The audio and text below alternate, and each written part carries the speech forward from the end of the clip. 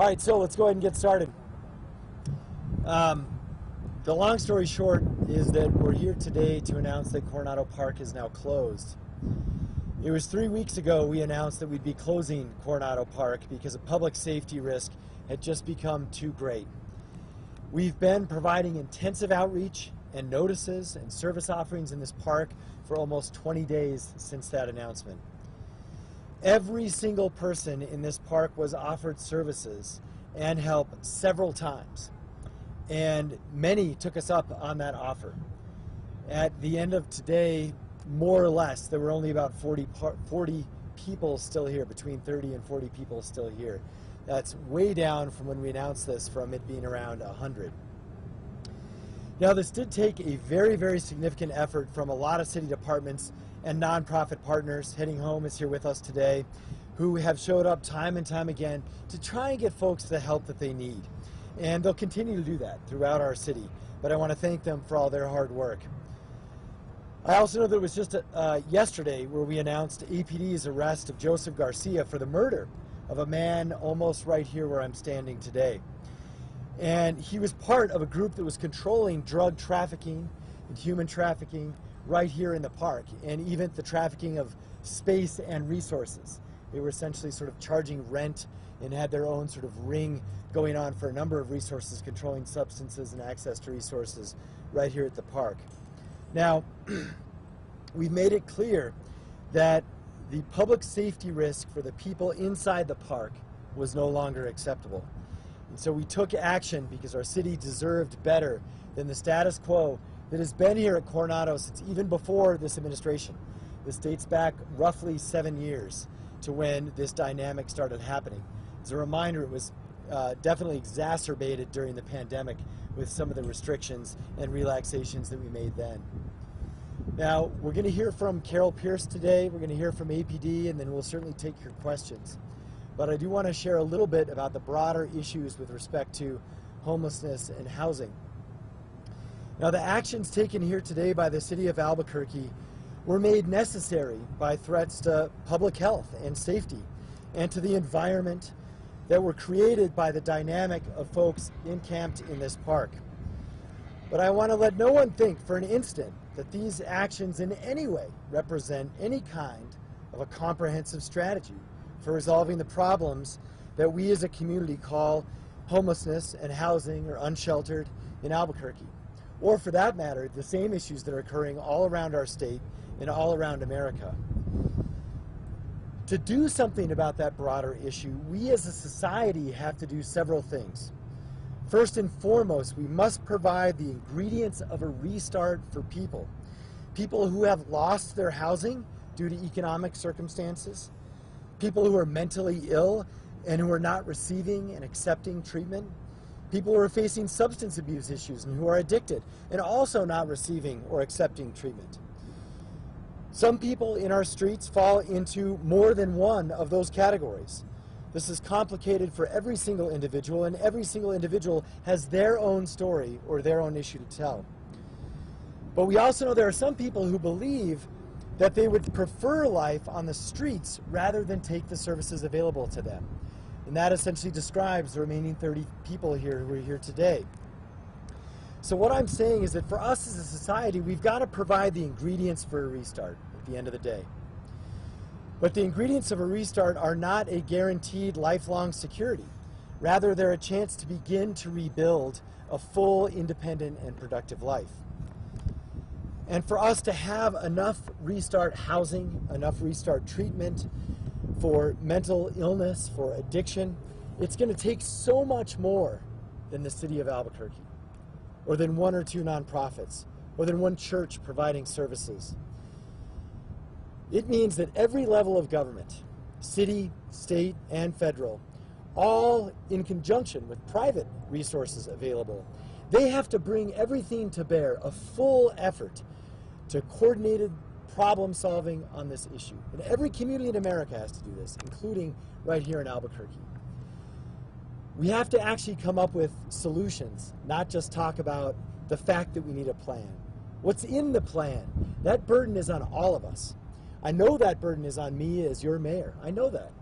but it's also on everyone else in this community, especially our county and state and federal partners, and any organization that works with the homeless. So as we do this as a city and as a society, we have to also insist that our public spaces can be used for the common purpose with which they were built. It also means that they cannot be misused, because some people will not take advantage of the services that are being provided to them, or that are the services that actually could provide them help. We all have to take advantage of a restart, and we've all got to be part of the solution to providing that restart. And that means the homeless themselves, that means every provider involved, that means everyone complaining about this on social media. We've all got a role to play, and it is not to just complain about the problem. So before we take questions, we do want to hear from Carol Pierce and her outreach teams about what they've been up to, and a brief update from APD. So I'm going to hand it over to Carol. Carol?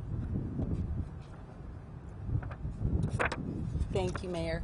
I just really want our community to know that we've done this together, and it's very emotional.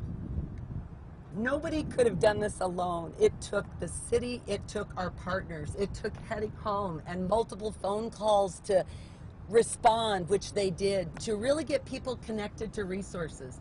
And we are so proud as a community that as of today, 50 people are now connected to that next step. And why? Because people reached out, because people talked to them. People came out to the park and said, what do you need? And sometimes we had to do that multiple times. It sometimes takes multiple touches of getting a relationship going, and no, we are here to help. What do you need? And I can't overemphasize what the mayor is saying. Do we need more? You bet we do. But we know Albuquerque can do this together. We're proud that those 50 people are in that next step. Today alone, 15 people with Heading Home's vans, getting over to the Albuquerque Opportunity Center, got to be to that next step. 5 people with vouchers because they were on the next step. We saw a gentleman today that 2 weeks ago, he'd been shot in the foot. Our providers out here said, sir, that does not look good. We have got to get you help. We saw him today, he'd had surgery, looking much, much better, and now he's one of the people in our intensive outreach to get on the path on those next steps. One of our gentlemen also getting to go to Albuquerque Opportunity Center, and we told him, we said, this is the balm. You want to go there and get the help. During waiting for the van to come to get him, he got the phone call that the job that he'd been waiting for as a carpenter came through. And he found out how much he was going to be making per hour, and we all celebrated with him. And he can tell his story about his loved one fell to the harm of addiction. You know, we'll be having a fentanyl summit here pretty soon as a community where we need to talk about the really hard issues. He was on the next step, the better path, and I'm proud to say that together with our partners, we're going to make sure he's set up with the tools he needs to start his new carpentry job. So there's story after story of success. There's also story of heartache and being out here and this change of a park, but together as a community we're doing it, and couldn't speak more proudly of our partners and the community that have rallied together to really do the intensive outreach that's been possible. Thank you. Thank you, Carol, and also just want to mention that this concept of safety, we want everyone in the city to be safe. That includes folks who are unfortunately unsheltered, but it also includes the service providers and who are trying to help them. And part of the problem with Coronado Park is it became so unsafe that all of the folks Carol just described were not safe to come in here and actually offer those services. And so that is a good example. People will say, well, why didn't those 15 people, get those services before? The reason why is because lives were threatened when our service providers went in here to offer those services. So that's another example where the scale of this had just gotten out of hand and was unacceptable. And to reflect on that, a little bit about what APD has had to deal with in this area, our lieutenant and acting commander of this area, Commander Wheeler. Hello, everyone. So, first off, I'd like to thank everyone that's been involved in this process, especially FCS, ACS, HopeWorks, the AOC, for doing the intensive outreach. I've come out here every day to speak to some of the unhoused folks and have learned that they knew about services, but they were afraid to get services. When I asked about what they were afraid of, they explained to me that they were afraid of the self-proclaimed mayor, who was thankfully arrested 2 days ago by our investigative services division for murder. A murder that occurred here of a man named Andrew Aguilar over a dispute where Andrew did not want to pay rent to live in this park. So with that arrest, it made people feel more comfortable, felt more safe. And today when I came this morning for the cleaning, I spoke to two of the individuals that have refused to get treatment, to be taken to the shelter because of threats of retaliation or violence from the individual that they called the mayor of Coronado Park. Well, now that they were gone, they got onto a bus today and have received the treatment that they wanted and so very much need. You know, the safety of our citizens and everyone that stays or comes through Albuquerque is our top priority with the police department. The most vulnerable folks, the unhoused that were living in Coronado Park, you know, every day they were victimized. There was drug trafficking here, sex trafficking, aggravated assaults, batteries, and, you know, extortion with the mayor and his group, and murder. Over the past 5 years, we've had multiple murders. Just over the past couple years, we've had 5 here. We've had 16 stabbings, and we've had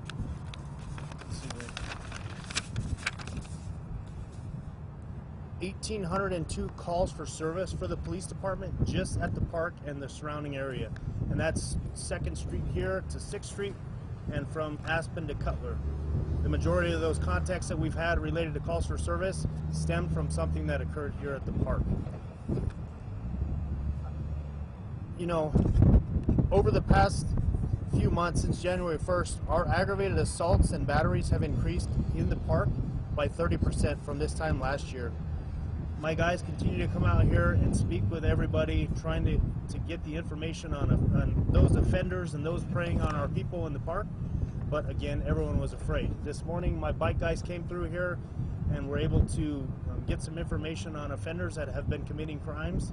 And because they were so worried about being retaliated against or harmed, they wouldn't provide any information until today.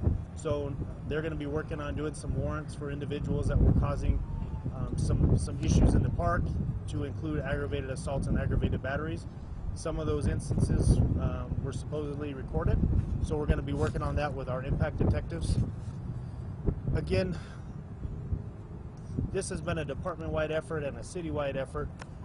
Over the past couple months, our narcotics division has been targeting those that are supplying the most vulnerable in our community with narcotics, knowing that they have a problem and they guarantee they're going to sell some narcotics to these folks or trade stolen property, sex acts, money, other types of drugs for these narcotics that they're ingesting. So the narcotics unit have set up multiple operations in the area, and again, some of these numbers I've already provided, but they did secure and seize with our federal partners over 4,500 fentanyl pills, 5,000 pounds of meth, 24 grams of heroin, 29 grams of cocaine.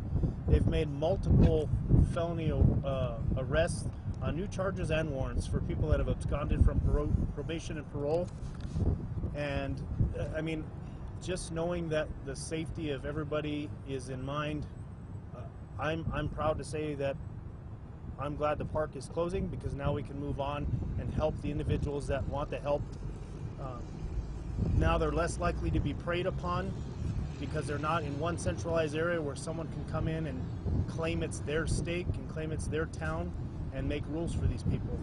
Now the ACS and FCS individual workers that go out can feel safe because they're not going to be surrounded by people that are intense, that don't want help or are afraid or want to harm one of them.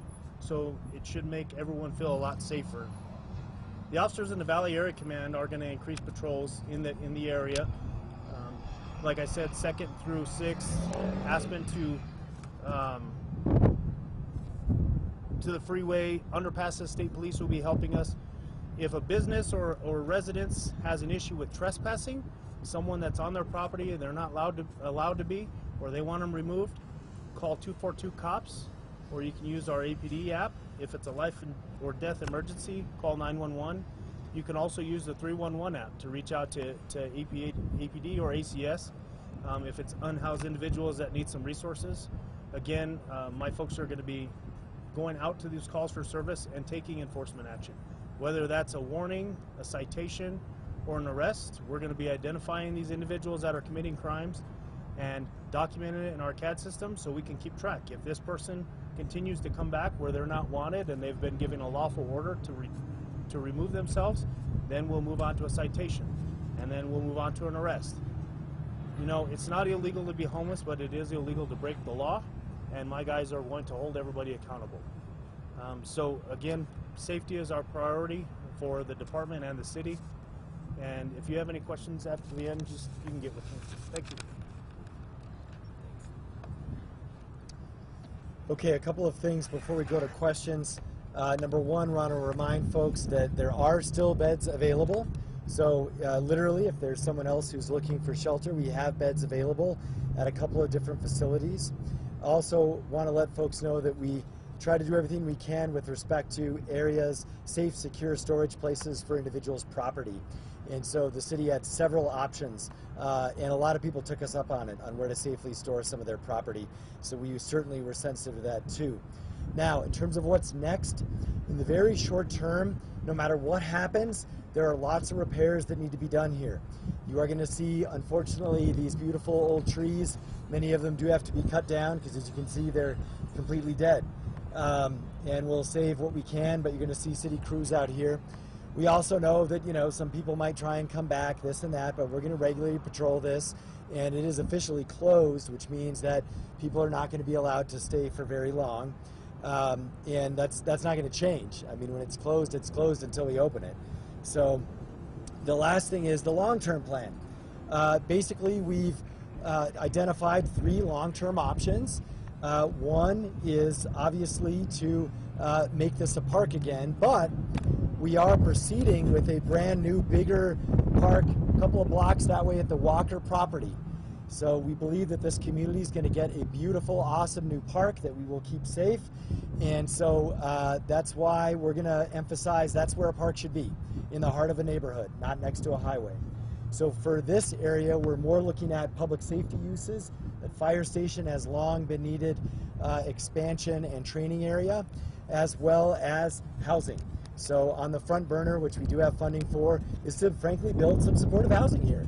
And so we'll look at all the options. Nothing is finalized, but we certainly have some front runners around public safety and housing. And again, it's in conjunction with I think it's over a $10 million investment, or right around there, in the Walker property. I'd have to get the exact example, which is going to be right next to the community center. So that is a better place for a park anyway. And so, and that is going to happen. That's not in planning. That is going to happen by the end of the year. At a minimum, we're going to start working on that. And so we feel very good about the green space options in this community. All right, so with that, I think we'll take some questions from folks, and we'll just see. I can start out directing, and we'll see how long it goes. Sure. How does the city intend on keeping people out? Even though there is fencing, people can still jump over. How does the city intend on keeping this park closed and keeping people out? Yeah, great question. So, and I think what we'll do, why don't we have Dan, I think Dan is right here. Why don't you coordinate, because a lot of these I'm not the best person to answer for. So with that one, Dave Simon, all right, come on up, and then Dan, you can kind of moderate from there. Yeah. Hello everyone, Dave Simon, your Parks and Recreation Director. So the first thing is the fence behind us is going to be strengthened tomorrow, and it'll be a firm, secure fence on this east side of the park. Obviously, with the support of the city's departments, principally APD and our Metro Security Division, we're going to have intensive patrols and monitoring and law enforcement in this park. And now that it's cleared, and empty, it will be much easier to maintain the park free of encampments as it remains closed. Matt, I think you. How long, or when will the city have a long, when do they plan to have a long-term plan for the park going forward? When is there a date, or expect to have an idea of what this will look like? So one of the things that is very beneficial about what we're doing now is we're at least dealing with the public safety situation physically right here. That gives us time to plan what's next. And I mention that because a lot of it is going to have to do with funding. And so the timing is going to be based on a fundraising effort essentially by us to figure out what we can finance in this area. And that will probably extend, it's going to start tomorrow, but it's going to extend perhaps all the way through the legislative session because we might have funding asks at the state legislature. So I would say, what is that, roughly 6 months. Hopefully we should have an answer after the session. Gabriel.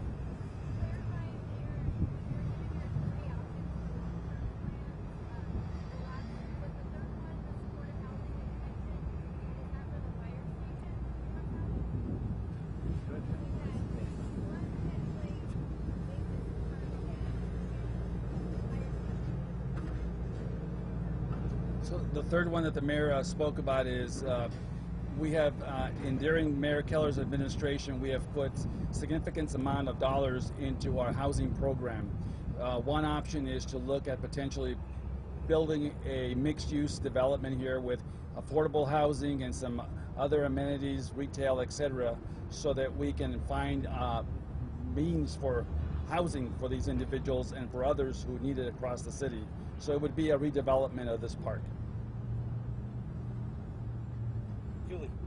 Mayor, I think this is for you maybe, but can you just elaborate again on why today in particular you felt, okay, let's do it, let's get it done before, I know you had an end of August deadline, but why today in particular you feel it's best? Yeah, the approach we used was really one of, we wanted to essentially provide notice to everyone, and that's why it was about 20 days ago where we just said, we're going to be closing it this month.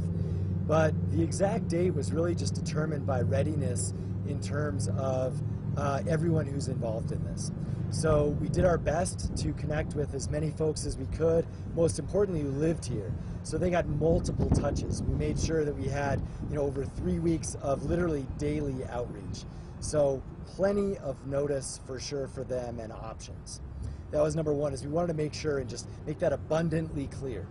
The second thing was making sure that our crews and so forth were ready, whether it's the parks team for when they're ready to deal with the trees in the irrigation, because we know we needed to deal with that eminently because of the fact these trees could fall over. So it was getting their crews ready. And it was also making sure this case with APD did have a little bit to do with it. We wanted to make sure we had our ducks in a row for the evidence that we needed to arrest the individual yesterday. And so that was another key piece. And so when you kind of roll all those up together, we were also cleaning the park more frequently. So rather than actually just ripping the Band-Aid off, we used a little bit of a hybrid approach. We said we're going to kind of slowly peel it off, and then when we're ready, we'll rip the rest off. And so we were ready today, but we had plenty of outreach. But we also knew at some point, you just have to say it's closed. And that point is today.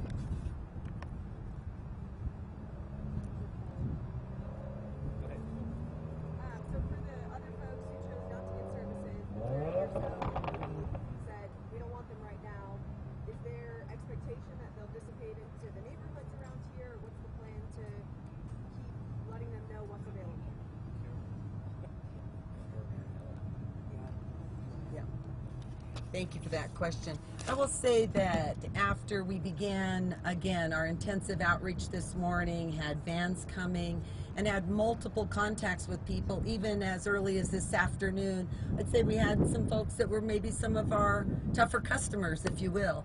And even as late or as early as early this afternoon, we were getting some of those folks into housing vouchers. Again, on a normal schedule, it can take 12 to 13 to 14 interactions with people to develop that trust and rapport to say, we're not going away, we're here with our partners. So there are people that may have not taken advantage of our new storage that we had. We had about 10 people take advantage of that. We've got more storage available, and we'll continue to get that message out there. But there will continue to be intensive outreach with our partners at Albuquerque Community Safety and our other outreach partners. So we will continue to reach out. We know a lot of the folks and try to get them connected. In the survey that was given, were the tenants or the people that you specifically asked if they would go to the website shelter? Yes. If so, how many said yes or how many declined? Yeah.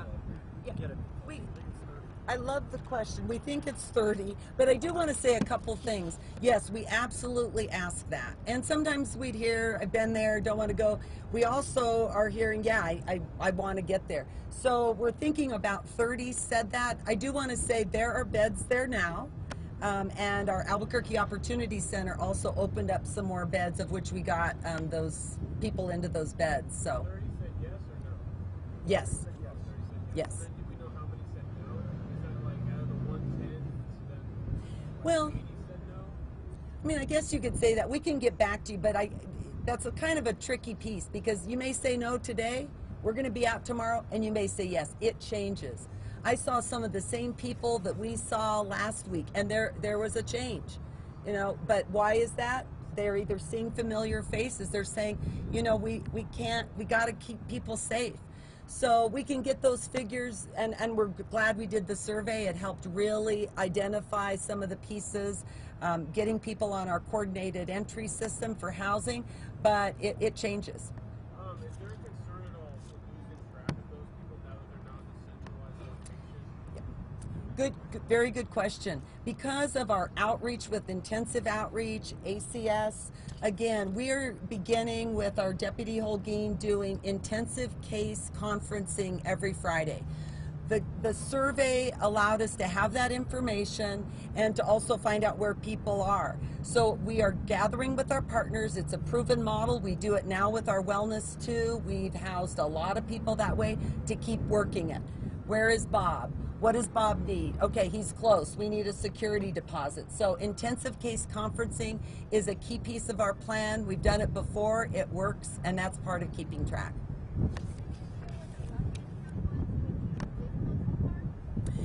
You know, our rough part, I think we might have thought 40-ish people. It had definitely narrowed down. And just to build on what the mayor said, I think because of how much uptake there was today, people were getting that touch, they were getting connected. There was a lot of movement today that really helped make it possible for this. Sasha, I think you have a...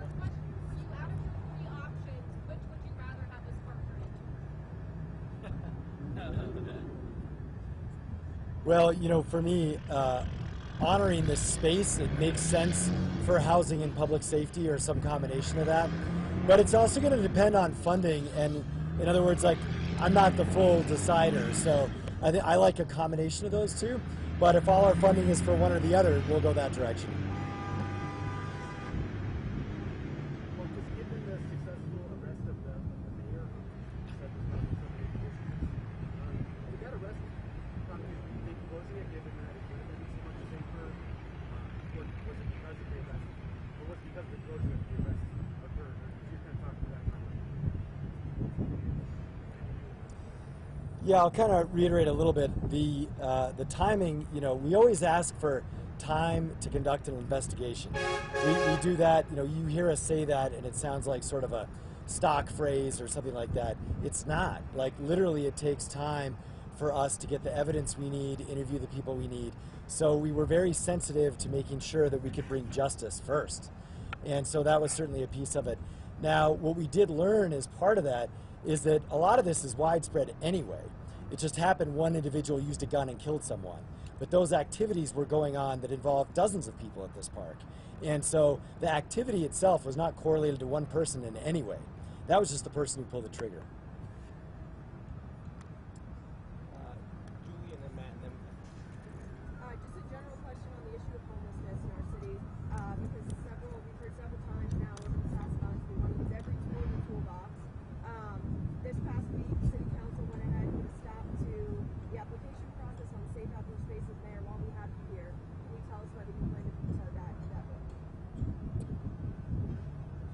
So with respect to that bill, we do, it also sounds like a stock phrase, but we do actually review it. We're reviewing it in particular with respect to some of the pending applications. So there are some legal questions that I want to get before I'll give a definitive answer. But I will say two things. Number one, we still believe in all the above approach. That doesn't even mean that we do it. It just means that we need the permission and the legal authority to do it. So this obviously would be a tool, and we want all the tools we can. The second thing is, it just does not help any governing body. I was in the legislature, I was the state auditor, to have any governing body change policies in a month or 2 months. And so whenever there is the kind of waffling that goes on in a legislative body, I'm inclined to not honor that. Instead, we have to give stuff a try, and if it doesn't work, then we'll stop doing it. But it doesn't work for the public or for legal or for individuals who need help or anyone for expectations for changing our mind all the time. And so those two things are certainly biasing me in one direction. Okay, a couple more questions, and then we're. Just over a month ago, you said closing Coronado Park was not an option. What changed between then and now? And then also, what would you say to those critics who say that the people who live here were not consulted about that closure in their views? Yeah. Thank you. Well, what I'd say for people that are not consulted, that's an inaccurate statement.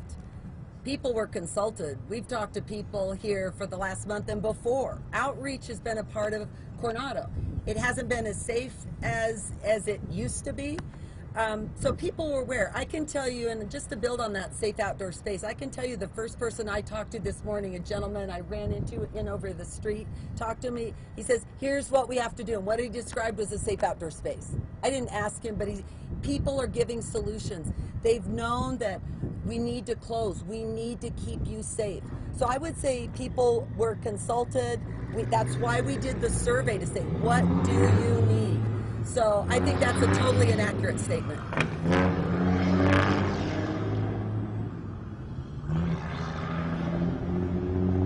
So what I'll say to the other part of your question is that in the state of the city, I said we're reevaluating all our policies. And that's true.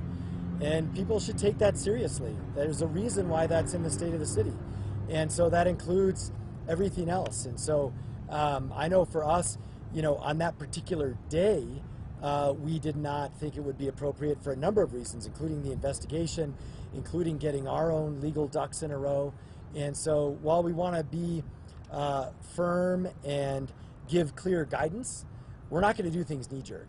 And so I'm not going to make a decision one day after a shooting based on that information when the issue is much more complex.